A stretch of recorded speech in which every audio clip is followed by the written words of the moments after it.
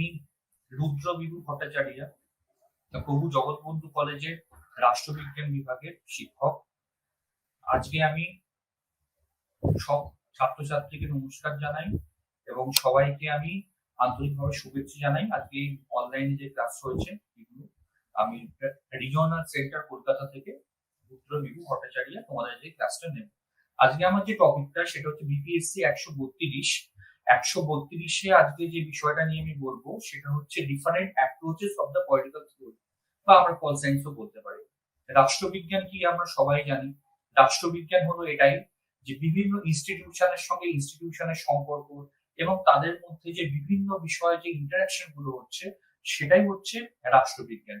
এবার যদি রাষ্ট্রবিজ্ঞানের মধ্যে আরেকটু স্পেসিফিক আমরা আসি, যদি আমরা ভারতীয় রাজনীতির কথা বলি, তাহলে ভারতীয় রাজনীতিও কিন্তু অত্যন্ত গুরুত্বপূর্ণ একটি বিষয় এবং অত্যন্ত জটিল। এখানে ভারতীয় সংবিধান, বিভিন্ন ইনস্টিটিউশন, বিভিন্ন রকম কালচার, তার সঙ্গে হচ্ছে বিভিন্ন রকম জনজাতি, সবাই আমরা এখানে আছি।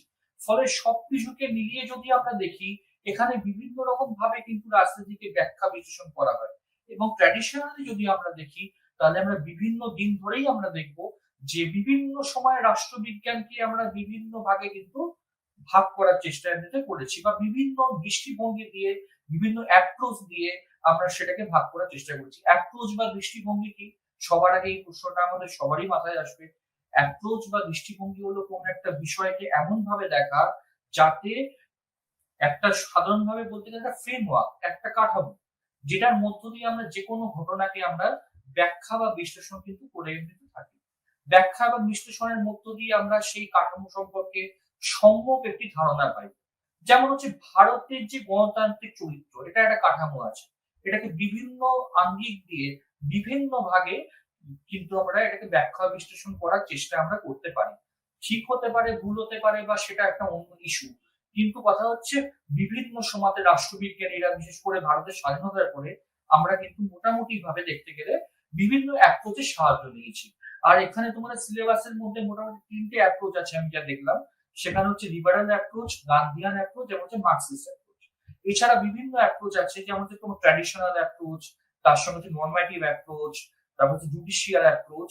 কিন্তু এগুলো তোমাদের সিলেবাসে নেই, কিন্তু আমাদের জানার জন্য এই প্রত্যেকটা বিষয়ের মধ্যে দিয়ে আমরা একটুখানি করে পড়বো। সবার আগে আমরা ট্র্যাডিশনাল অ্যাপ্রোচ বলি, যেখানে কিনা চিরাচরিত ভাবে রাষ্ট্রের কথা বলা হয়, যা আদর্শ, যেটা ঠিক, সেটার কথাই আমরা বারবার করে কিন্তু শুনে থাকি। এবং আদর্শ মানে তখন আমরা যখন গ্রিক সিটি স্টেট ছিল, আমরা সবাই জানি, ছোট ছোট নগর রাষ্ট্র, সেখানে কিন্তু একরকমের শাসন ব্যবস্থা ছিল। সেখানে কিন্তু রাষ্ট্রকে সবার আগে গুরুত্ব দেওয়া হতো এবং রাষ্ট্রের ক্ষেত্রে রাজাকে সব থেকে বেশি গুরুত্ব দেওয়া হতো। তিনি যা বলবেন সেটাই কিন্তু শেষ কথা। এবং তারপর তার সঙ্গে আমরা দেখতে পাই হচ্ছে নরম্যাটিভ অ্যাপ্রোচ, বা সাধারণভাবে বলতে গেলে নরম্যাটিভ মানে কি, উচিত, কি হওয়া উচিত, আদর্শগতভাবে কি হলে ভালো হয়, সেটাই কিন্তু নরম্যাটিভ অ্যাপ্রোচ। এরকম বিভিন্ন অ্যাপ্রোচ আছে। প্লেটো, অ্যারিস্টটল, তোমরা সবাই হয়তো শুনেছো। প্লেটো, অ্যারিস্টটল এবং তারপর পরবর্তীকালে ল্যাস্কি, মিল, বিভিন্ন সময় আস্তে আস্তে করে কিন্তু রাষ্ট্রবিজ্ঞান বিভিন্ন সময় পরিবর্তিত হয়ে এসেছে।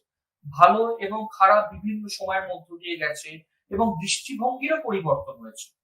আস্তে আস্তে করে রাষ্ট্রবিজ্ঞানীরা কিন্তু বুঝতে এমনিতে পেরেছেন যে শুধুমাত্র যে নরম্যাটিভ অ্যাপ্রোচ সেই সময়কার সম্যক ধারণা অনেক সময় দিতে ব্যর্থ।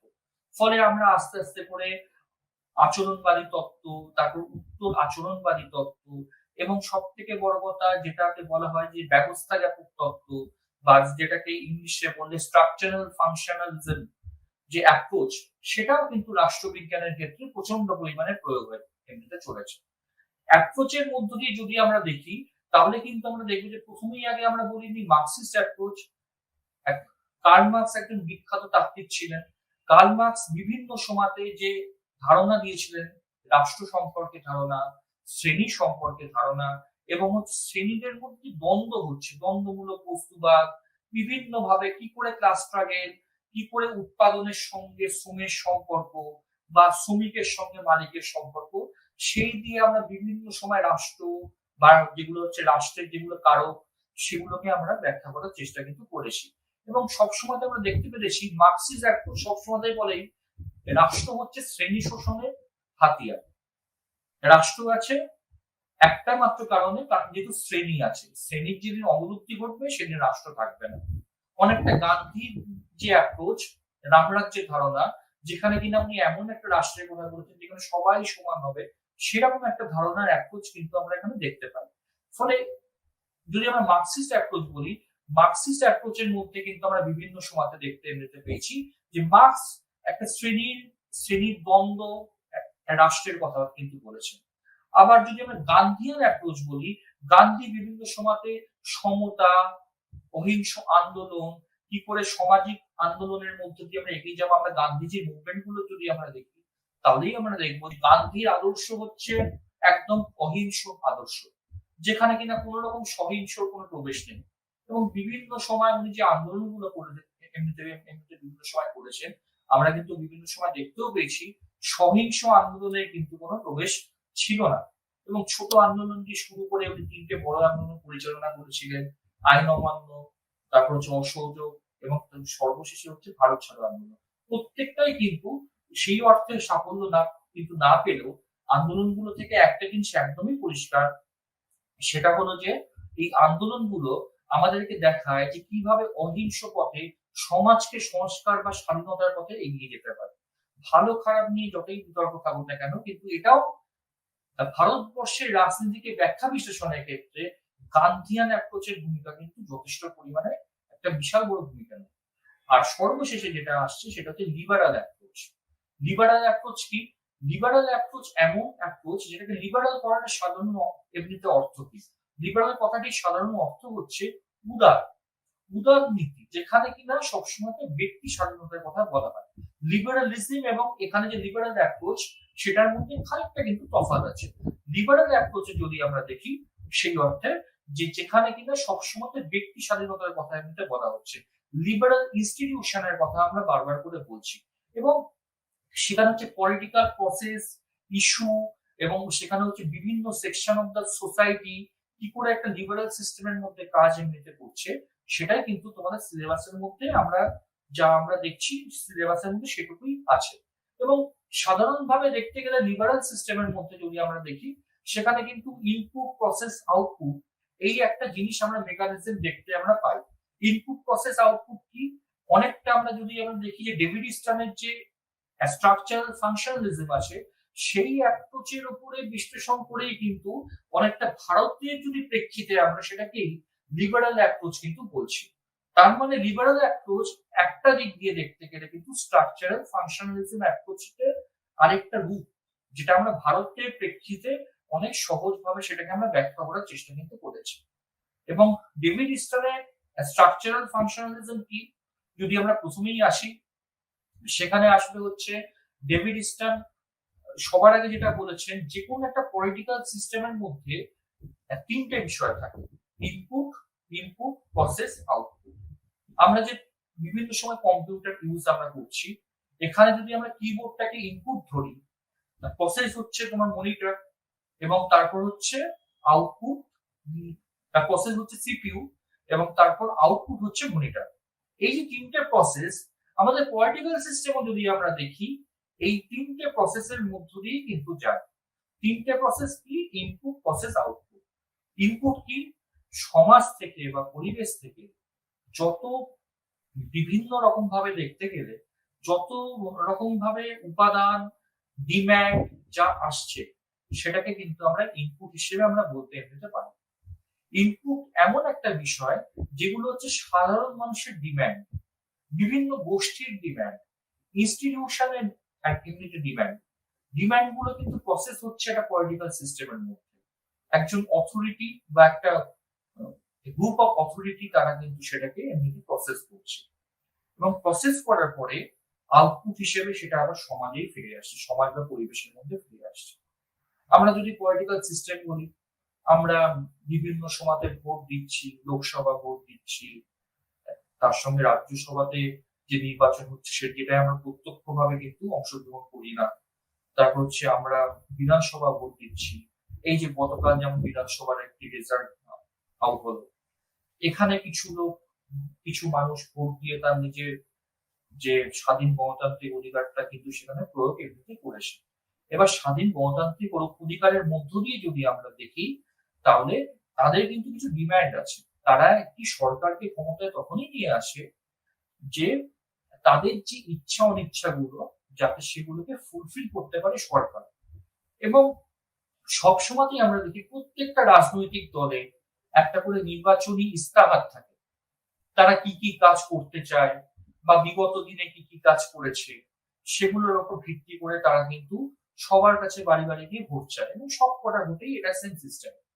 এই এই যে কি কি কাজ করবে সেগুলো দেখে যখন মানুষের মনে হয় যে না, একে আমি পুনরায় নির্বাচিত করবো বা নতুন কাউকে নির্বাচিত করব যে আমার এই কাজগুলো করতে সাহায্য করবে বা আমার যে ডিমান্ড গুলোকে ফুলফিল করবে, সেটাই হচ্ছে পলিটিক্যাল প্রসেস যেখানে এখন ফুলফিল হবে। এবং আমরা জানি যে কোনো সরকার ভারতবর্ষে 5 ইয়ার্স এর জন্য ক্ষমতায় আসে, এবং 5 ইয়ার্স এর জন্য ক্ষমতায় এসে তারা কিন্তু পুরো কাজটা করে।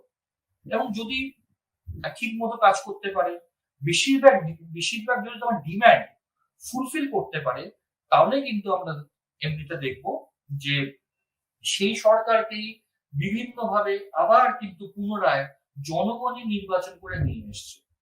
যেমন সাম্প্রতিক যে গতকালের যে বিধানসভা ফলাফল এলো, আমরা কিন্তু পাঞ্জাবে দেখলাম যে নতুন সরকার এলো, আম আদমি পার্টির সরকার। কেন এলো?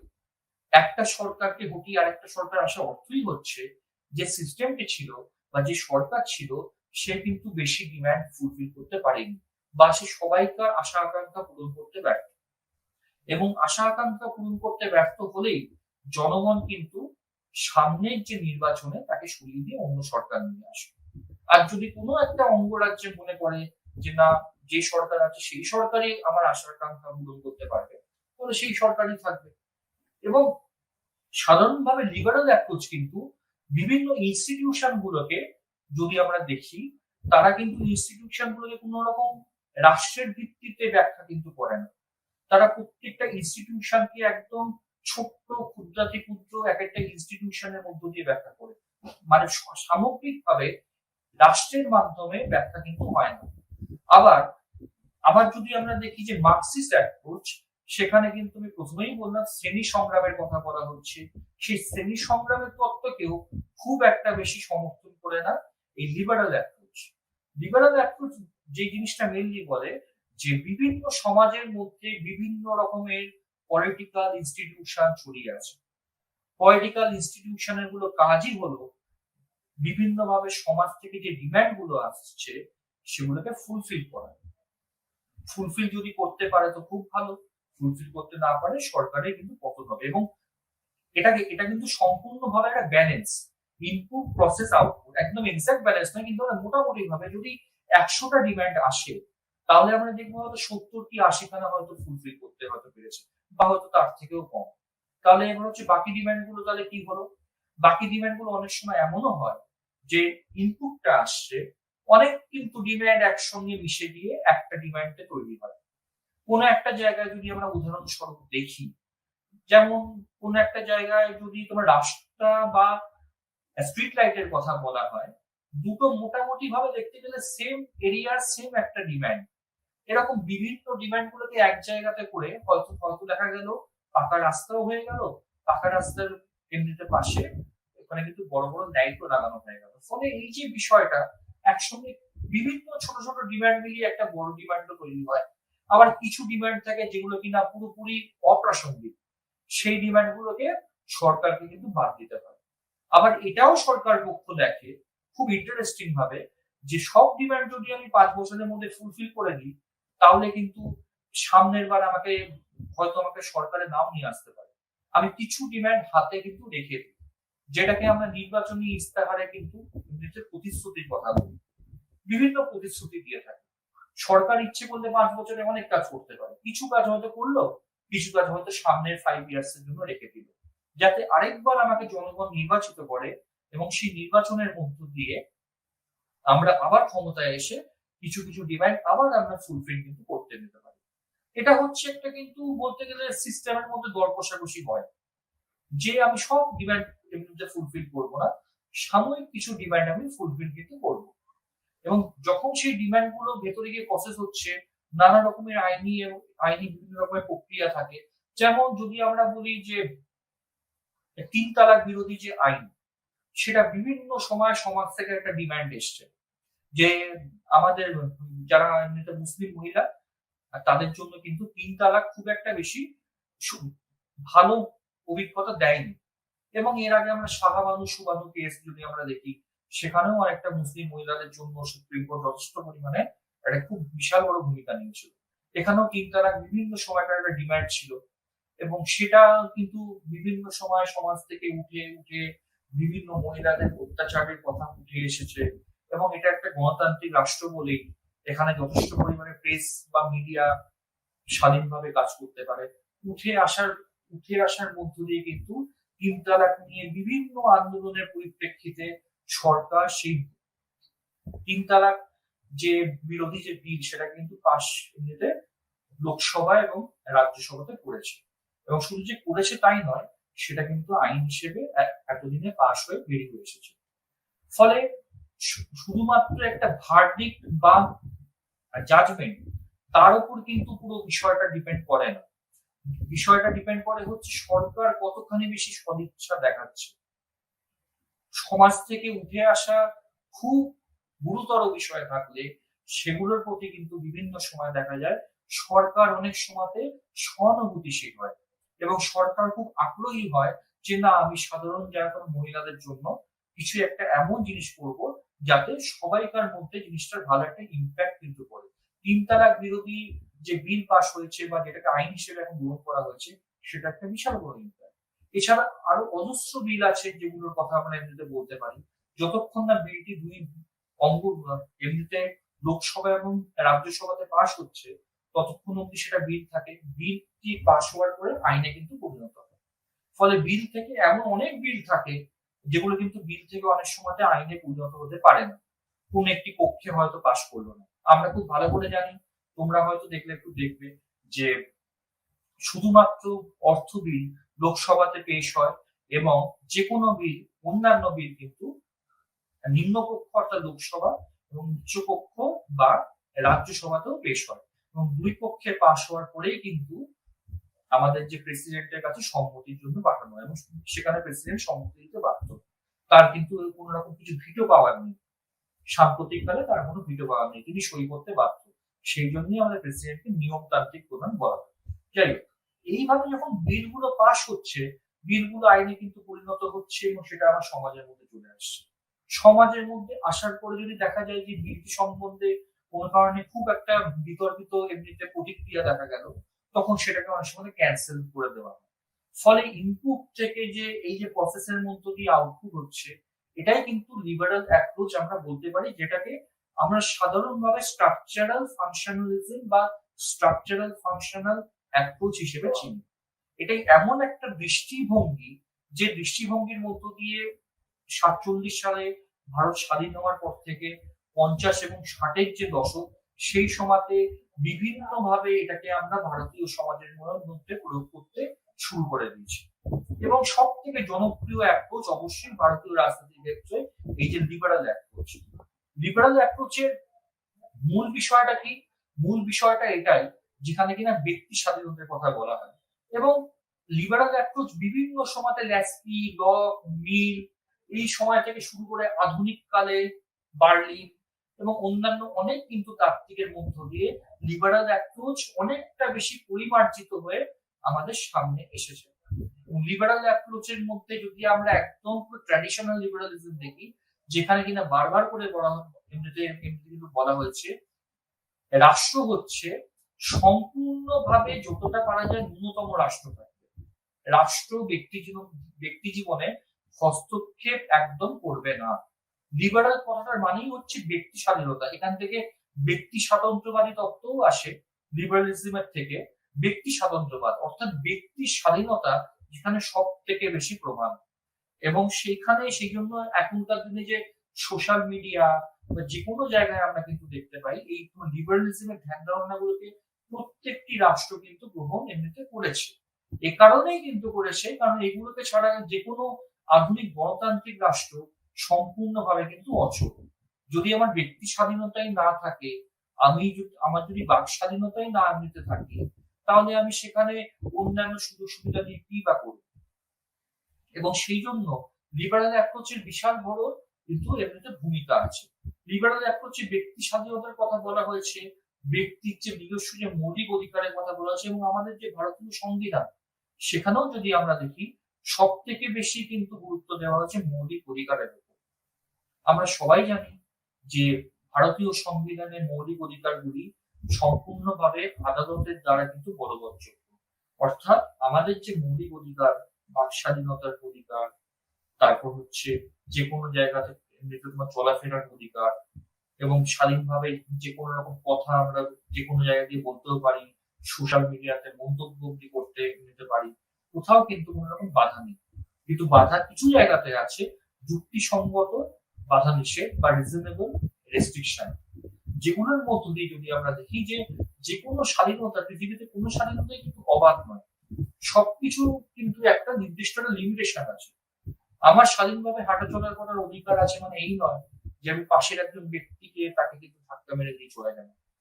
আমার স্বাধীনতা এমন ভাবে কিন্তু কার্ড হয়ে আছে, এমন ভাবে নিয়ন্ত্রিত হয়ে আছে, যাতে আমার পাশের ব্যক্তিরও স্বাধীনতা সমানভাবে কিন্তু বজায় থাকে। এবং লিবারাল অ্যাপ্রোচ সবসময় ব্যক্তি স্বাধীনতার কথা বারবার করে বলছে, যাতে ব্যক্তি বিভিন্ন ভাবে দেখতে গেলে সেই যাতে সবসময় নিজেকে স্বাধীন বলে মনে করে। সেই জন্য লিবারাল ইনস্টিটিউশন, লিবারাল যত রকমের ধ্যান ধারণা বিভিন্ন জায়গাতে আমরা দেখতে পাচ্ছি, প্রত্যেকটা ক্ষেত্রে লিবারাল অ্যাপ্রোচ এখন ভারতীয় সমাজে অনেক বেশি কিন্তু এমনিতে ছড়িয়ে গেছে।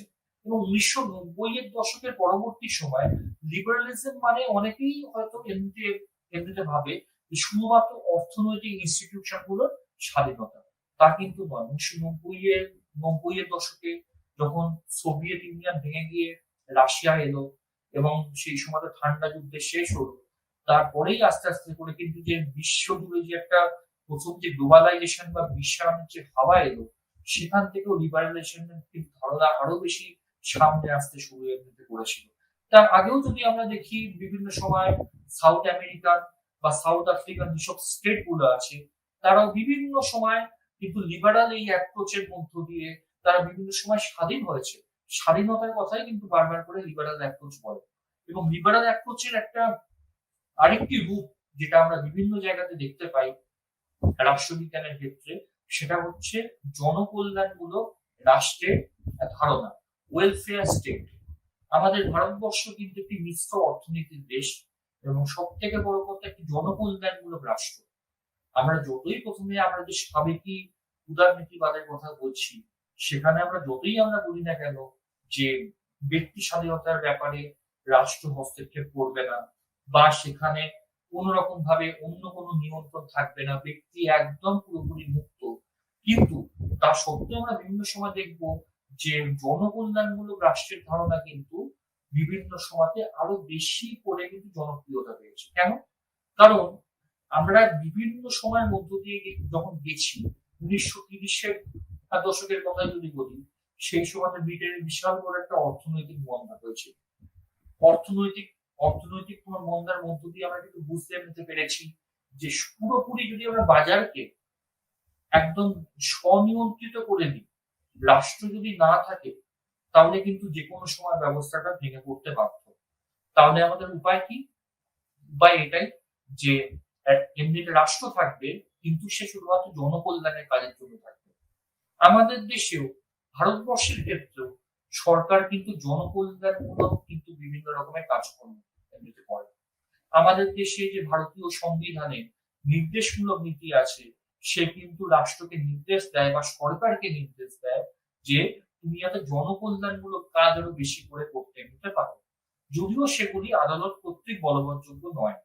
তা সত্ত্বেও বিভিন্ন সময় যদি আমরা দেখি, এই যে নির্দেশমূলক নীতিগুলো কিন্তু ফুলফিল করার চেষ্টা করা হয়। এবার হচ্ছে জনকল্যাণমূলক রাষ্ট্রের মধ্য দিয়ে বিভিন্ন জায়গায় যে সরকারি হাসপাতাল বা অন্যান্য জায়গাতে যেসব বড় বড় রাস্তা হচ্ছে, রেল বা অন্যান্য জিনিস, সেগুলো কিন্তু সরকার যদি না থাকতো, আজকে কিন্তু এই জিনিসগুলো হতো, কিন্তু জিনিসপত্রের দাম অনেক বেড়ে যেত। সরকারি হস্তক্ষেপটা সেই জন্য প্রচন্ড পরিমাণে প্রয়োজন। এবং এখন তোমরা সবাই দেখবে যে বিভিন্ন জায়গায় যদি আমরা দেখি, তাহলে কিন্তু সাধারণভাবে দেখতে গেলে যে সরকারের সঙ্গে একটা বেসরকারি যে হস্তক্ষেপের বিষয়টা, সেটাও কিন্তু খুব বেশি করে সামনে আসছে। Public private partnership, PPP model, যেটা নিয়ে অনেক কিন্তু বিতর্ক হচ্ছে। শিক্ষার ক্ষেত্রেও যদি বেসরকারিকরণ বেশি হয়ে যায়, তাহলে কিন্তু শিক্ষার খরচ অনেক বাড়বে। আবার যদি অন্যান্য ক্ষেত্রেও যদি আমরা দেখি বেসরকারিকরণ এমনিতে হয়ে যায়, যেমন হচ্ছে রেল, এটা কিন্তু সম্পূর্ণরূপে যদি বেসরকারি করে দেওয়া হয়, এমনিতে টিকিটের দাম এবং তার খরচও কিন্তু অনেক পরিমাণে বেড়ে যাবে। সুতরাং এগুলো থেকে বেরিয়ে আসার উপায় কি? না, সরকার কিন্তু ওপরে একটা নিয়ন্ত্রকের ভূমিকার মতো থাকছে, এবং এই দৃষ্টিভঙ্গি সেই কথাই আমাদের বারবার করে বলে। সরকার এমন ভাবে থাকবে, সে প্রত্যেকটা পলিটিক্যাল ইনস্টিটিউশনের ক্ষেত্রে সে কিন্তু নিয়ন্ত্রকের ভূমিকা নিয়ে থাকবে। পুরোপুরি কিন্তু বাজারকে আমরা স্বনিয়ন্ত্রিত করে দিতে পারি না। স্বনিয়ন্ত্রিত করে দিলে বাজার যদি ভেঙে এমনিতে পড়ে, তাহলে কিন্তু সরকার সেখানে কিছু করতে নিতে পারবে না। সেই জন্যই জনকল্যাণমূলক রাষ্ট্রের ধারণা এই যে কটা উন্নয়নশীল দেশে অত্যন্ত পরিমাণে কিন্তু জনপ্রিয় হয়ে উঠেছে। সরকার সুবিধাতান্ত্রিক হবে না, আবার অতিমাত্রায় রক্ষণশীল হবে না। সে কিন্তু জনকল্যাণমূলক রাষ্ট্রের ধারণার মধ্য দিয়ে এগোবে। এইভাবে যদি আমরা দেখি, লিবারালিজমের ধারণার সঙ্গে আরো বিভিন্ন বিষয় কিন্তু জুড়ে গেছে। যেমন হচ্ছে আমাদের হিউম্যান রাইটস, বা যেটাকে আমরা বাংলাতে বলি মানবাধিকার। মানবাধিকার একটা অত্যন্ত গুরুত্বপূর্ণ বিষয় এখনকার দিনে, আন্তর্জাতিক সম্পর্কের ক্ষেত্রেও যেমন, এবং আমরা যে রাশিয়া এবং ইউক্রেনের যে ক্রাইসিস দেখতে পাচ্ছি, এখানে তো প্রতিদিনই এখন প্রায় তোমার মানবাধিকার লঙ্ঘন হচ্ছে। তার মানে কি? সেখানে তার মানে যে যে তোমার গণতান্ত্রিক ইনস্টিটিউশন বা গণতান্ত্রিক সরকার, তাকে কিন্তু মেনে নেওয়া হচ্ছে না এমনিতে রাশিয়ার যে পক্ষ থেকে। ফলে এরকম যে সিচুয়েশন গুলো, হিউম্যান রাইটস এর যে ভায়োলেশন, সেটাও কিন্তু লিবারেলিজম সবসময় সেটাকে সমালোচনা করে এসেছে। হিউম্যান রাইটস মানে হচ্ছে মানবাধিকার, যাতে সবসময় সব জায়গাতে রক্ষিত হয়। আমাদের দেশেও যদি আমরা দেখি, মৌলিক অধিকার যেমন আছে, সংবিধানের মধ্য দিয়ে আমাদের অধিকারগুলো রক্ষিত হয়েছে, সেগুলো যদি কেউ হস্তক্ষেপ করে বা কেউ আমাদের সেগুলো থেকে বঞ্চিত করে, তাহলে সেগুলোর ক্ষেত্রে সব থেকে বেশি গুরুত্বপূর্ণ ভূমিকা নেবে কে? সব থেকে বেশি গুরুত্বপূর্ণ ভূমিকা নেবে আমাদের কিন্তু এই সুপ্রিম কোর্ট এবং হাইকোর্ট। এবং হাইকোর্ট এবং সুপ্রিম কোর্ট এমন একটা ইনস্টিটিউশন, যারা সংবিধানের মধ্যে থেকে সংবিধানকে সবার আগে সবার সামনে তুলে ধরে আমাদের অধিকারগুলোই কিন্তু বলবৎ করে থাকে। সব দেশেই কিন্তু তাই। এবং হিটলার এবং মুসলিমের সময় যদি আমরা দেখি, তখন কিন্তু কোনো লিবারাল কনসেপ্টই ছিল না। তোমরা সবাই জানো, তারা বিভিন্ন সময়তে ইহুদি নিধন করেছে, এবং তারা এতটাই বেশি স্বৈরতান্ত্রিক ছিল, তখন মানে এই লিবারাল ইনস্টিটিউশন, লিবারাল অ্যাপ্রোচ বা বিভিন্ন রকমের যে পলিটিক্যাল ইনস্টিটিউশন, স্বাধীনভাবে যে এমনিতে আমরা যে মতামত এমনিতে প্রকাশ করছি, কোনো জায়গায় সেখানে কিন্তু ছিল না। এরকম একটা পরিস্থিতির মধ্য দিয়ে তখন যেতে যেতে, যখন আস্তে আস্তে করে বিশেষ করে 40-এর দশকের পরবর্তী সময়, জাস্ট দ্বিতীয় বিশ্বযুদ্ধের পরে, যখন বিভিন্ন তৃতীয় বিশ্বের দেশগুলো স্বাধীন হতে শুরু করলো, সেই সময় যদি আমরা দেখি, লিবারাল অ্যাপ্রোচ অত্যন্ত গুরুত্বপূর্ণ ভূমিকা নিতে শুরু করলো। সদ্য স্বাধীনতাপ্রাপ্ত দেশ, তাদের শিল্পের দিক দিয়ে খুব একটা বেশি উন্নত নয়, এবং বিভিন্ন বিষয়ে তারা কিন্তু এই যেসব প্রথম বিশ্বের দেশগুলোর উপরে তারা কিন্তু নির্ভরশীল। এরকম একটা ধারণা থেকেই কিন্তু লিবারালিজমের ধারণা এলো। এবং লিবারালিজমের ধারণার সাথে আরেকটা খুব গুরুত্বপূর্ণ ধারণা যেটা এসেছিল, সেটা হচ্ছে কনসেপ্ট অফ দ্য ডেভেলপমেন্ট, উন্নয়নের ধারণা। উন্নয়নের ধারণা কি? উন্নয়নের ধারণা কিন্তু এটা একবারও কিন্তু আমাদের বলে না যে শুধুমাত্র উন্নয়ন বলতে অর্থনৈতিক উন্নয়ন, কতটা আমরা জিডিপি এমনিতে বৃদ্ধি করলাম, সেটা কিন্তু উন্নয়ন নয়। যদি আমরা রাষ্ট্রবিজ্ঞানের ক্ষেত্রে আমরা বলি, তাহলে আমরা বলবো যে পলিটিক্যাল ইনস্টিটিউশন গুলো কত বেশি লিবারাল হলো। অ্যাকচুয়ালি তোমাদের আমি এটা এখানে আমরা বলতে চাইছি, আমাদের এখানে তিনটে যে আমরা অ্যাপ্রোচের কথা করবো, মার্কসিস্ট অ্যাপ্রোচ এবং গান্ধিয়ান অ্যাপ্রোচ আমরা কিন্তু করবো পরে। লিবারাল অ্যাপ্রোচের মধ্যে যদি আমরা খুব ভালোভাবে দেখি, তাহলে আমরা দেখবো আরেকটা কিন্তু কনসেপ্ট এখানে লুকিয়ে আছে, সেটা হচ্ছে উন্নয়ন বা ডেভেলপমেন্ট সম্পর্কে ধারণা। একটা দেশ কতটা বেশি উন্নয়নশীল হবে, সেই উন্নয়নের উপরে তারা কি সেখানে কি প্রথম বিশ্বের হস্তক্ষেপ থাকবে, সেই কনসেপ্টটাও কিন্তু তৃতীয় বিশ্বের দেশগুলোতে খুব পরিমাণে আলোচিত হয়। এবং বিভিন্ন সময় বিভিন্ন যেসব ভারতীয় বড় বড় যারা কোনো তাত্ত্বিক আছে, আমরা এখানে রাজনী কোঠারি, প্রণব বর্ধনের কথা আমরা বলতে পেতে পারি, তারা কিন্তু বিভিন্ন সময় এটাই কিন্তু বলে এসছে যে উন্নয়নের নিরিখে যদি আমরা দেখতে হয় ভারত কতটা বেশি উন্নত হলো, তাহলে আমরা দেখতে হবে যে লিবারাল ইনস্টিটিউশন গুলো কত বেশি উন্নয়ন, বা পলিটিক্যাল ইনস্টিটিউশন গুলো কত বেশি উন্নত হলো। যেরকম আমরা সবাই হয়তো সোশ্যাল মিডিয়া ব্যবহার করে থাকি, ফেসবুক, ইনস্টাগ্রাম, টুইটার। এবার ফেসবুক, ইনস্টাগ্রাম, টুইটার যে ব্যবহার করছি, তোমরা সবাই দেখবে এগুলোতে কিন্তু একটা সরকারের নিয়ন্ত্রণ আছে। আমরা যা ইচ্ছে তাই যদি সরকারের এগেইনস্টে কোনো ধরনের পোস্ট করে দিই, অনেক সময় সেগুলো কিন্তু অনেকের ক্ষেত্রে সেটা খুব একটা ভালো কিন্তু লাগে না। সেগুলোতে অনেকের সময় হস্তক্ষেপ করা হয়, অনেক সময় সেখানে তাদেরকে হ্যারাস করা কিংবা তাদেরকে কোনো গ্রেপ্তারি এমনিতে করা, সেগুলো করা হয়।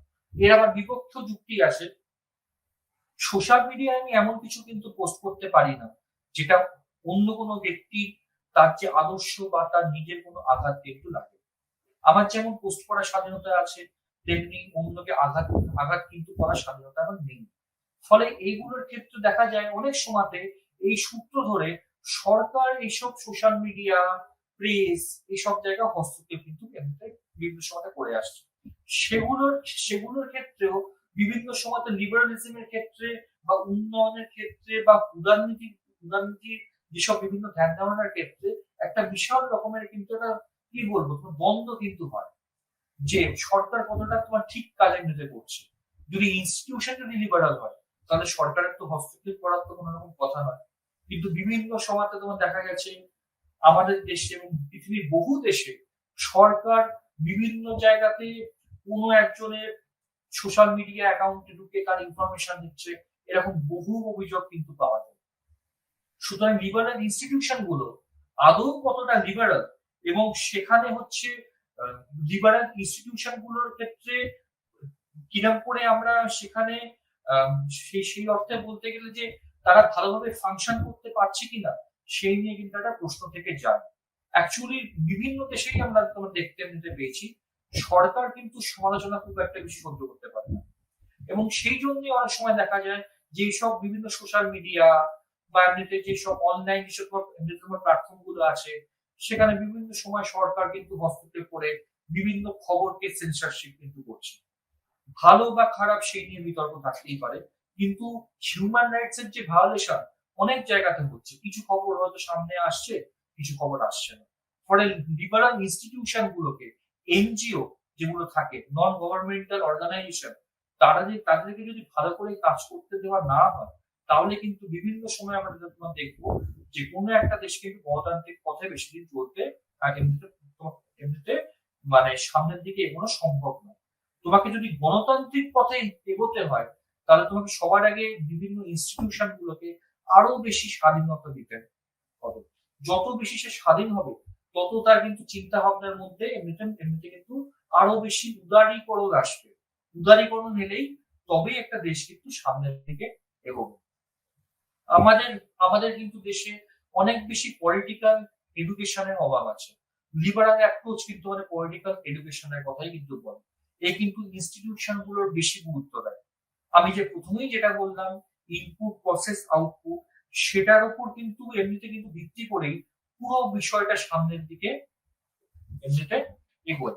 আর এবার হচ্ছে লিবারালিজমের যেসব তোমার প্রসেস গুলো আছে, লিবারালিজমের কি কি এমনিতে প্রসেস আছে তোমাদের যে সিলেবাসের মধ্যে আছে। লিবারালিজম এমন একটা ফাংশন যেখানে কিন্তু ডিফারেন্ট ইনস্টিটিউশন ডিফারেন্ট রকমের কিন্তু কাজ এমনিতে করে। সেগুলো ভালো এমনিতে হয়, অনেক সময়তে খারাপও হয়, কিন্তু সেগুলোর মধ্যে দিয়ে পলিটিক্যাল মডার্নাইজেশন এমনিতে এমনিতে এগোয়। ইন্টারেস্ট আর্টিকুলেট হয়। আমার যে আমার যে স্বার্থ, সেটার কিন্তু একসঙ্গে কিন্তু একটা গ্রন্থিকরণ হয়। ইন্টারেস্ট আর্টিকুলেশন, সব স্বার্থগুলোকে এক জায়গাতে নিয়ে আসা হচ্ছে একটা প্রসেস। ইন্টারেস্ট আর্টিকুলেশন এগ্রিগেশন একসঙ্গে করে আমি সরকারের কাছে পেশ করলাম, এবং সেখানে এবং সেটাকে এগ্রিগেশনের পরে সরকার সেটাকে কিন্তু এমনি পলিটিক্যাল প্রসেসের মধ্যে সেটা কিন্তু প্রসেস করতে শুরু করে দেয়। পলিটিক্যাল প্রসেস হয়ে যদি তোমার দেখা যায় যে সেই ইন্টারেস্ট গুলো সত্যি সত্যি বৃহত্তর জনগণের স্বার্থে, তাহলে সেই ক্ষেত্রে সেগুলোকে কিন্তু ফুলফিল করার চেষ্টা করা হয়। এটাই হচ্ছে পলিটিক্যাল এমনিতে প্রসেস। লিবারালাইজেশনের ক্ষেত্রে পলিটিক্যাল প্রসেসের বিশাল বড় এমনিতে এটা গুরুত্ব আছে। যত ইন্টারেস্ট আছে সমাজ থেকে সেগুলোকে এক জায়গাতে নিয়ে আসা হচ্ছে এবং সেগুলোকে ইন্টারেস্ট গুলোকে এগ্রিগেট করে আর্টিকুলেট করে আমরা কিন্তু পলিটিক্যাল প্রসেসের মধ্যে ফেলছি এবং যদি পলিটিক্যাল প্রসেস সেগুলোকে ঠিক মনে করে সেখান থেকে আউটপুট আসছে। আরেকটা এখানে খুব সুন্দর একটা বিষয় আছে, যদি দেখা যায় আউটপুট হওয়ার এমনিতে পরেও জিনিসগুলো সমাজের সঙ্গে খাপ পেল না, তাহলে কিন্তু ফিডব্যাক মেকানিজমের মধ্য দিয়ে, অর্থাৎ ইনপুটে আবার ফিরে আসে, আউটপুট থেকে ইনপুটে আবার ফিরে আসে। যদি আমরা এরকম বলি ইনপুট প্রসেস আউটপুট, ইনপুট থেকে প্রসেস হলো, প্রসেস থেকে আউটপুট হলো। আউটপুটে যদি তোমার দেখা যায় যে জিনিসটা কোনো কারণে সমাজে বা পরিবেশে খাপ পেল না, তাহলে সেটা আবার কিন্তু ইনপুটে ফিরে আসবে, নতুন একটা ডিমান্ড করে। অর্থাৎ সমাজের মধ্যে, পরিবেশের মধ্যে ডিমান্ড কিন্তু বিভিন্ন সময়তে এমনিতে উৎপন্ন হচ্ছে আমাদের কিন্তু মধ্যে তোমার থেকে। যদি আজকেই যদি কোনো কারণে মানে কোন একটা দেশের মুখ্যমন্ত্রী বা আমাদের প্রধানমন্ত্রী বলে সাধারণ দেশের যারা তোমার জনগণ আমার সঙ্গে তোমরা যে কোনো সময় অনলাইনে ফোনে বা অনলাইনে তোমরা কিন্তু ভিডিও কলের মাধ্যমে তোমরা এমনিতে কথা বলতে পারো, লক্ষ লক্ষ ডিমান্ড সামনে আসবে, লক্ষ লক্ষ ডিমান্ড, যেগুলো সবকটা শোনা কিন্তু একা মুখ্যমন্ত্রী বা প্রধানমন্ত্রীর পক্ষে সম্ভব নয়। এরকম যদি পরিস্থিতির ক্ষেত্রে সেই জন্য বিভিন্ন রকমের কিন্তু পলিটিক্যাল অর্গানাইজেশন থাকে, বিভিন্ন একটা ধাপের মধ্য দিয়ে আমাদেরকে আসতে হয় যে কোনো ক্ষেত্রে। ফলে আমরা হয়তো সাধারণ যে আমাদের বিডিওকে কোনো একটা কথা বললাম, বিডিও সেটাকে আমরা হয়তো ডিএম কে হয়তো বললো, ডিএম থেকে সেটা হয়তো আবার কোনো উচ্চ কোনো স্তরে গেল। যদি তোমার দেখা যায় না তোমার ডিমান্ডটা সত্যি খুব এমনিতে প্রাসঙ্গিক, তখন সেটা ফুলফিল হবে। ফলে সব ডিমান্ডই যে সরকার শুনবে তা কিন্তু নয়। লিবারাল অ্যাপ্রোচের মধ্যে কিন্তু একটা ডেমোক্রেটাইজেশন পদ্ধতি আছে। এই যে ইনপুট প্রসেস আউটপুট, এটার মধ্য দিয়ে কিন্তু গণতন্ত্রীকরণ হচ্ছে, এমন ভাবে গণতন্ত্রীকরণ হচ্ছে যেটাকে যদি আমরা দেখি তাহলে কিন্তু পুরোপুরি ভাবে প্রত্যেকটা তৃতীয় বিশ্বের দেশে এইভাবে তোমার গণতান্ত্রিক সিস্টেমটা একদম পুরো চক্রাকারে কিন্তু ঘুরছে, একদম কিন্তু থেমে যায়নি। সরকারের মধ্যে চেঞ্জ হয় কিন্তু বেসিক ইনস্টিটিউশন গুলোর মধ্যে কিন্তু কোনো চেঞ্জ হয় না। সরকার যদি নাও থাকে, আমরা যেরকম রেশন নিতে পাচ্ছি বা অন্যান্য যেসব সুযোগ সুবিধা পাচ্ছি সেগুলো কিন্তু আমরা পাবো, সরকার চেঞ্জ হলে পাবো, না হলে পাবো। সরকার হয়তো একটুখানি তোমার মডিফাই করতে পারে কিন্তু পুরোপুরি বন্ধ কিন্তু করে না। সুতরাং সরকার কিন্তু পরিবর্তনশীল, কিন্তু সমাজের মধ্যে যেসব প্রসেস বা এসব যে পলিটিক্যাল ইনস্টিটিউশন সেগুলোর মধ্যে কিন্তু কোনো রকমের পরিবর্তন আসে না। লিবারাল অ্যাপ্রোচ সেই কথাই কিন্তু বলে। আশা করি তোমরা এখানে তোমার মোটামুটি বুঝতে পারছো যে লিবারাল অ্যাপ্রোচ মানে কিন্তু যেখানে ব্যক্তি স্বাধীনতার কথা বলা হচ্ছে, ব্যক্তি যেখানে এখানে সব থেকে বেশি প্রধান, রাষ্ট্রের কোনো ভূমিকার কথা বলে না, পলিটিক্যাল ইনস্টিটিউশনের কথা কিন্তু বলে। আবার অন্যদিকে দেখতে গেলে এটা কিন্তু একটা নন মার্কসিস্ট অ্যাপ্রোচ। মার্কসিস্ট অ্যাপ্রোচ এখানে কেন নয়? মার্কসিস্ট অ্যাপ্রোচ এখানে একটাই মাত্র কিন্তু কারণে নয়, কারণ এখানে মার্কস শ্রেণী সংগ্রামের কথা কিন্তু বিভিন্ন সময় বলেন এবং সামাজিক আন্দোলনের কথা বলেন।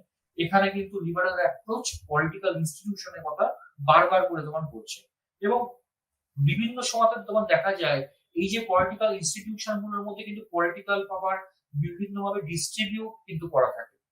যেমন যদি আমরা তোমার পঞ্চায়েতের কথা যদি বলি, তাহলে কিন্তু আমরা পঞ্চায়েতের মধ্যে দেখবো যে সেখানে কিন্তু আমাদের দেশে ত্রিস্তরীয় পঞ্চায়েত ব্যবস্থা আছে এবং ত্রিস্তরীয় পঞ্চায়েত তোমার ব্যবস্থাতে পুরোপুরি কিন্তু ক্ষমতাকে একদম আমাদের যে সেন্টারে যে কেন্দ্র সরকার আছে সেখান থেকে বিভিন্ন ভাগে মানে তোমার বিভক্ত হয়ে অঙ্গরাজ্যের সরকারের পরে আরো যদি আমরা নিচে দেখি তাহলে কিন্তু সেটা আরো বেশি বিকেন্দ্রীকৃত হয়ে একদম যে পুরো মিনিমাম যে গ্রাসরুট যে লেভেল সেখানে পুরো পঞ্চায়েত তোমার ব্যবস্থার মধ্যে দিয়ে এরপর একদম জেলা পঞ্চায়েত, গ্রাম পঞ্চায়েত, জেলা পরিষদ এইভাবে কিন্তু ভাগ হয়ে গেছে। একদম নিচু তলা অব্দি যে আমাদের যে পলিটিক্যাল পাওয়ার সেটা কিন্তু ছড়িয়ে আসে। এটা কিন্তু লিবারাল ইনস্টিটিউশন বলেই সম্ভব। এবং আমাদের দেশে বিভিন্ন সমাজে একটা কিন্তু কথা বলা হয় যে যদি আমরা দেখি আমাদের কিন্তু পুরো যে ভারতবর্ষের যে সম্পূর্ণভাবে যুক্তরাষ্ট্রীয় ব্যবস্থা, সেটা কিন্তু আধা যুক্তরাষ্ট্রীয় বলা হয়, কোয়াসি ফেডারেল। এটা এমনিতে বলার একটাই মাত্র কারণ, কোয়াসি ফেডারেল বলার, যে এখানে কিন্তু যদি কেন্দ্রের সঙ্গে অঙ্গরাজ্যের কোনো কারণে বিরোধ হয়, তাহলে কিন্তু কেন্দ্রের আইনটাই কিন্তু বলবৎ থাকে। যে জন্য আমরা অনেক সময় একাধিক অঙ্গরাজ্যের মুখ্যমন্ত্রীকে বলতে শুনি যে বিভিন্ন সময় তাদের যেসব ডিমান্ড গুলোকে অনেক সময় কিন্তু কেন্দ্রীয় সরকার শোনে না। এই নিয়ে কিন্তু বিভিন্ন রকমের বিতর্ক আছে। কিন্তু এটা কিন্তু সত্যি যে যে কোনো সরকারি ক্ষমতা বা সরকারি পাওয়ার বা বিভিন্ন রকম যে তোমার কাজ করার যে সদিচ্ছা, সেটা কিন্তু বিভিন্ন ভাগে ভাগ করতে করতে নিচে আসে এবং সেখান থেকে লিবারাল ইনস্টিটিউশনের মধ্যে ছড়িয়ে যায়। একটা সাধারণ মানুষ কোনো একটি দোকান থেকে যে রেশন পাচ্ছে, সেটাও কিন্তু সরকারের কোনো একটা জায়গায় লিখিত বা ঘোষিত একটা নীতির কিন্তু ফল। ফলে পলিটিক্যাল ইনস্টিটিউশন গুলো যদি খুব বেশি পাওয়ারফুল না হয়, তাহলে যে কোনো পলিটিক্যাল সিস্টেম কিন্তু ভেঙে ভেঙে পড়তে এমনিতে বাধ্য। এবং আমাদের যে ভারতীয় সমাজ কিন্তু প্লুরালিস্টিক সমাজ, অর্থাৎ বহুত্ববাদী সমাজ। এখানে বিভিন্ন ইনস্টিটিউশন আছে, একটাই মাত্র কিন্তু ইনস্টিটিউশন নেই। প্রত্যেকটা এখন প্রায় বলতে গেলে পৃথিবীর প্রত্যেকটি দেশই সেই অর্থে কিন্তু বহুমাত্রিকতায় বা বহুত্ববাদী যে সমাজ ব্যবস্থাতে বিশ্বাসের কিন্তু করে। ফলে সেখানে প্রত্যেকটা ইনস্টিটিউশন গুলোকে যদি আমরা গুরুত্ব না দিই, সেই অর্থে যদি আমরা দেখি যে সেগুলো খুব সাধারণ ইনস্টিটিউশন, প্রত্যেকটার মধ্যে সরকার প্রচন্ড পরিমাণে কঠোরভাবে হস্তক্ষেপ করছে, তাহলে কিন্তু মানে কোনো ইনস্টিটিউশন সাধারণভাবে কোনো কাজ করতে পারবে না। প্রত্যেক সময়কে তাকে সরকারি বাধার মুখে পড়তে হবে। ফলে এই বাধাগুলো দূর করার জন্যই আসছে হচ্ছে, যদি আমরা এমনিতে কোনো রকম পলিটিক্যাল সিস্টেম, বিশেষ করে ইন্ডিয়ান পলিটিক্যাল সিস্টেমে এই লিবারাল অ্যাপ্রোচের কথা বারবার করে আসছে। এবং রাজনীতির আলোচনার ক্ষেত্রে যদি আমরা দেখি, বিভিন্ন রকমের এমনিতে কিন্তু প্রেশার গ্রুপস থাকে, ইন্টারেস্ট যেসব গ্রুপস থাকে, তারাও কিন্তু যথেষ্ট পরিমাণে গুরুত্বপূর্ণ ভূমিকা নেয়।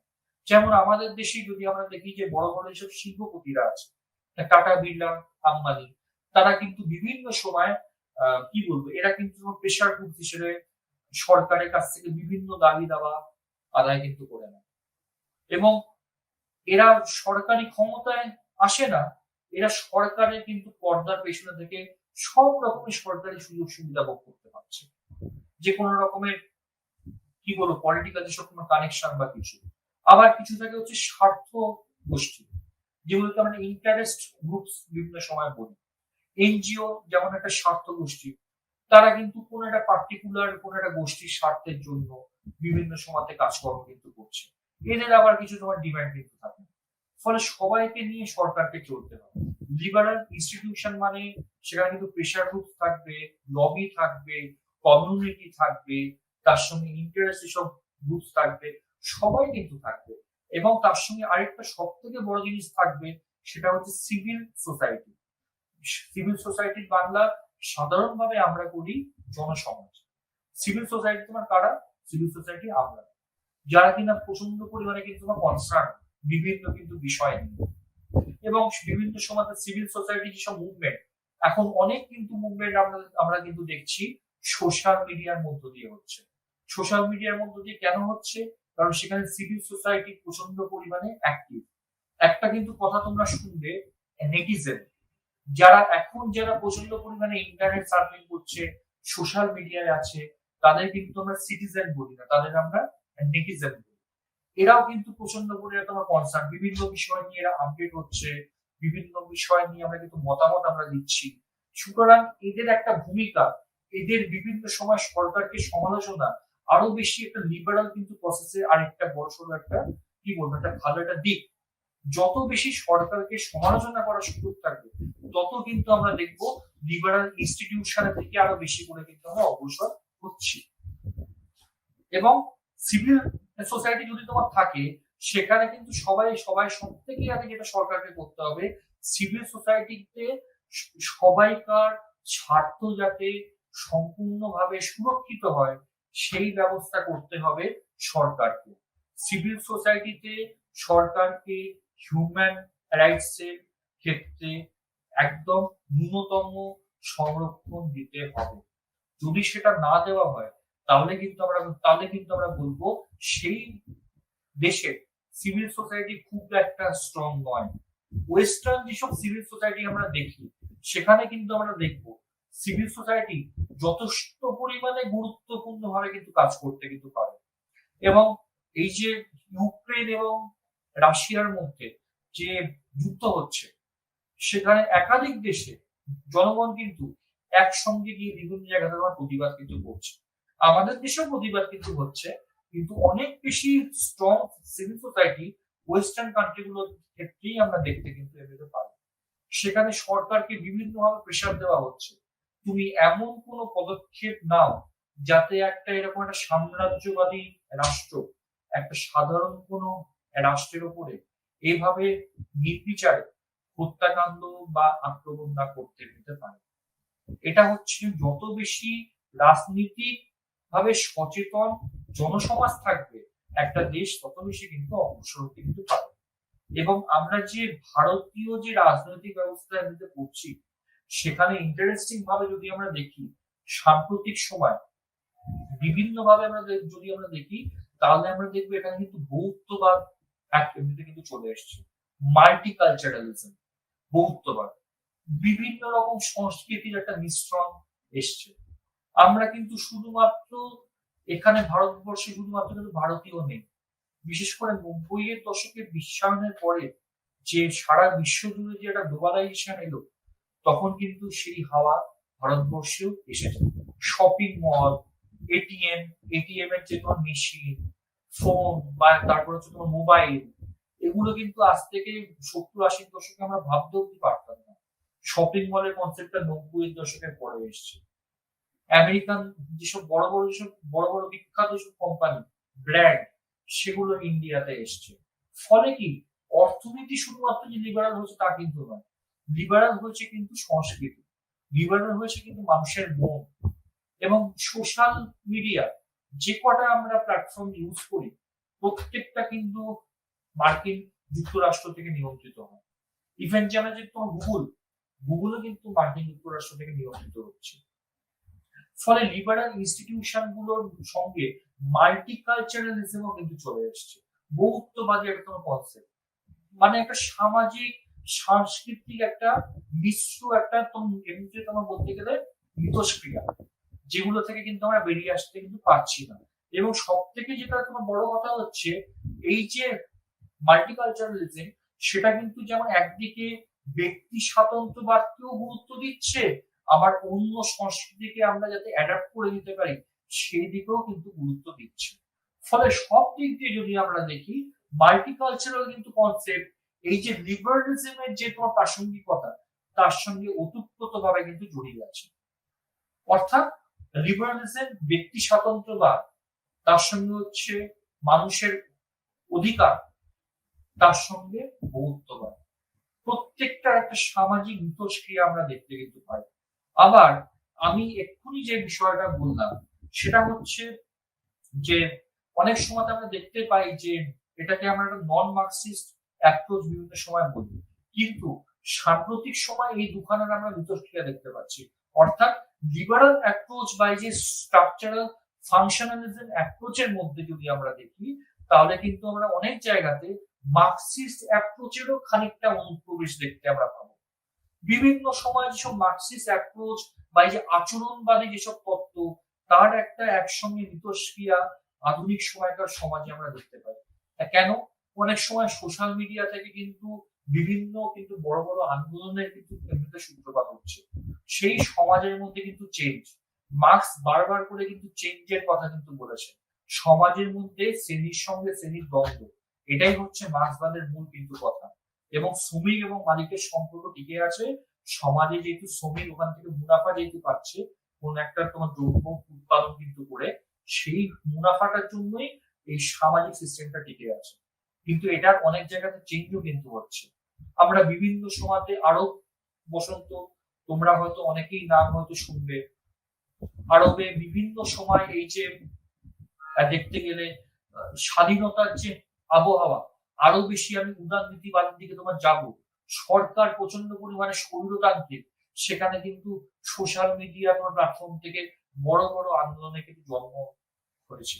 2011 সালে যদি আমরা দেখি, যখন তোমার মিশরে মিশরে কিন্তু ক্ষমতার যে পরিবর্তন হয়েছিল, সেম এই সোশ্যাল মিডিয়া থেকে আন্দোলনের থেকে। ফলে আমরা যদি যতই আমরা বিভিন্ন দৃষ্টিভঙ্গির কথা রাজনীতিতে বলি না এমনিতে কেন, তাহলেও কিন্তু আমরা দেখব যে শুধুমাত্র একটা দৃষ্টিভঙ্গিকে একটা সময়ের আগে কিন্তু ব্যাখ্যা করা খুব একটা বেশি সমীচীন কাজ হবে না। বিভিন্ন সময় যদি আমরা দেখি, একটা তোমার দৃষ্টিভঙ্গির সঙ্গে আরেকটা দৃষ্টিভঙ্গি ওভারল্যাপস করে করে আসে। সেই জন্যই মার্কসিস্ট যে দৃষ্টিভঙ্গি, তার সঙ্গে কিন্তু লিবারালিস্ট যে কোনো দৃষ্টিভঙ্গি একে অপরের সঙ্গে ওতপ্রোতভাবে কিন্তু যুক্ত। দৃষ্টিভঙ্গিকে ওইভাবে সময়ের কিন্তু পরিপ্রেক্ষিতে, ঘটনা বা ইনস্টিটিউশনের পরিপ্রেক্ষিতে আমরা আলাদাভাবে দেখতে কিন্তু পাই না। সেই জন্য যদি আমরা রাজনীতিতে দেখি, বিভিন্নভাবে তোমার দেখলে সেখানেও কিন্তু বিভিন্ন সময় তোমার অন্যান্য দৃষ্টিভঙ্গির আবির্ভাব কিন্তু হয়েছে। প্রথমে ছিল নরম্যাটিভ অ্যাপ্রোচ, তারপর সেখান থেকে এলো আচরণবাদী অ্যাপ্রোচ। আচরণবাদী অ্যাপ্রোচ যখন সেই সময় আস্তে আস্তে করে অপ্রাসঙ্গিক হলো, উত্তর আচরণবাদী দৃষ্টিভঙ্গি এলো।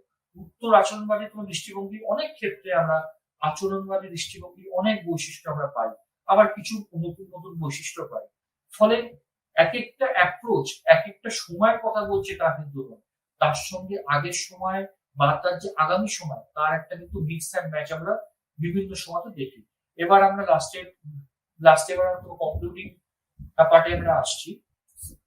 সেটা হচ্ছে যে ইন্ডিয়াতে এই যে বিভিন্ন অ্যাপ্রোচ আমরা যে দেখছি, তাহলে এগুলোর ভূমিকা কি?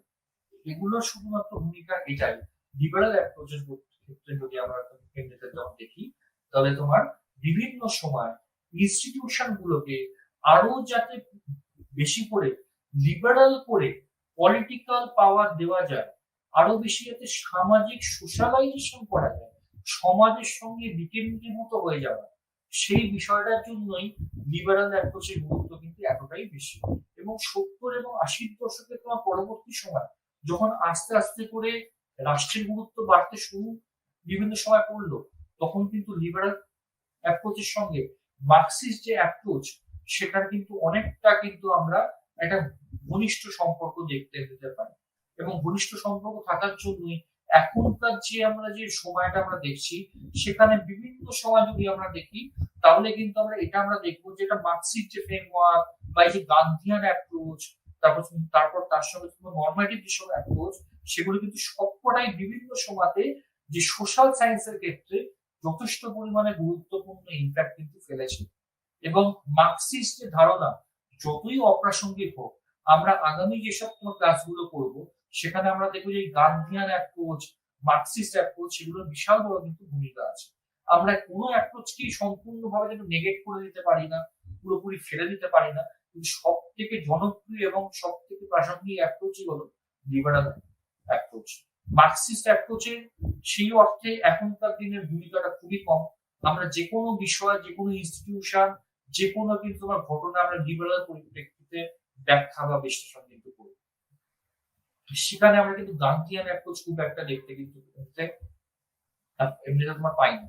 আবার যদি আমরা এখনকার সময় বলি, লিবারাল অ্যাপ্রোচের আরেকটা নতুন ধারা এসছে, সেটা হচ্ছে নিও লিবারাল অ্যাপ্রোচ। নিও লিবারাল অ্যাপ্রোচ কি, যেটাকে আমরা এখনকার সময় বলছি, যেখানে কিনা সবসময়তেই বলা হচ্ছে একদম মিনিমাল ভাবে স্টেট কিন্তু থাকবে, অর্থাৎ মিনিমাল স্টেটের কথা কিন্তু বলে, একদম ন্যূনতম ভাবে রাষ্ট্র থাকবে, প্রায় না থাকলেই হলো। সবাই তোমরা দেখবে এখন কিন্তু এই আন্তর্জাতিক সীমানা যতই থাকুক না কেন, একটা রাষ্ট্রের সঙ্গে আরেকটা রাষ্ট্রের কিন্তু বিভিন্ন দিক দিয়ে ঘনিষ্ঠতা অনেক বেশি কিন্তু বেড়েছে। এবং সেখানে এক একটা বড় বড় ইন্টারন্যাশনাল ইনস্টিটিউশন, সেগুলো কিন্তু একদম পুরো নিজের একটা পলিটিক্যাল প্রসেসের বাইরে গিয়ে কিন্তু কাজগুলো করছে, তাদের কিন্তু কেউ নিয়ন্ত্রণ কিন্তু করছে না। সরকার বিভিন্ন দেশে নিয়ন্ত্রণ কিন্তু করছে, কিন্তু তারা সামহাও সব মিলিয়ে কোনো না কোনো ভাবে কিন্তু লিবারাল। এবং যে কোনো আন্তর্জাতিক বড় বড় যেসব সংগঠন গুলো আছে, তারাও কিন্তু যথেষ্ট পরিমাণে লিবারাল ভাবে কিন্তু কাজকর্মগুলো করছে। সরকার সেখানে খুব একটা কিন্তু হস্তক্ষেপ করার খুব একটা সুযোগ কিন্তু পায় না। নিজের দেশে খানিকটা রেস্ট্রিকশন থাকলেও অন্য দেশের অন্য দেশের ক্ষেত্রে তত বেশি কিন্তু রেস্ট্রিকশন করতে কিন্তু পারে না। আমাদের দেশের প্রত্যেকটা এনজিও বা সবকটা জায়গায় বিভিন্ন আন্তর্জাতিক যেসব এনজিও গুলো আছে, বড় বড় এনজিও, তারা কিন্তু বিভিন্নভাবে সদা সতর্ক দৃষ্টি রেখে তোমার চলে।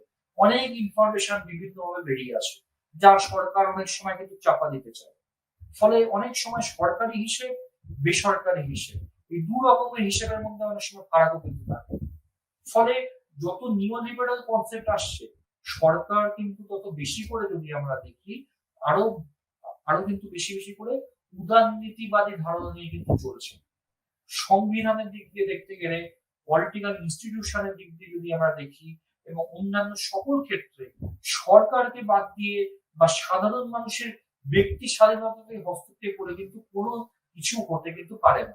এবং আজকে সকালবেলা আমি দেখলাম যে খবরের কাগজে একটা সুন্দর উদাহরণ দেওয়া রয়েছে, এই যে বিভিন্ন জায়গাতে মাধ্যমিক পরীক্ষা হচ্ছে, ইন্টারনেট কোনো কোনো জায়গাতে বন্ধ আছে। এটা কিন্তু অ্যাকচুয়ালি হাইকোর্ট থেকে কিন্তু বিভিন্ন সময় বলা হয়েছে এটা ব্যক্তিগত স্বাধীনতাতে কিন্তু হস্তক্ষেপ। তুমি তাদের কোনো রকম অনুমতি না নিয়ে শুধুমাত্র একটা পরীক্ষা হচ্ছে বলে এটা কোনো একটা কমপ্লিট রিজন নয় যে তুমি কোনো একটি অঞ্চলের মাধ্যমিকের ওখানে ইন্টারনেটটা বন্ধ করে কেন্দ্রটা দিবে।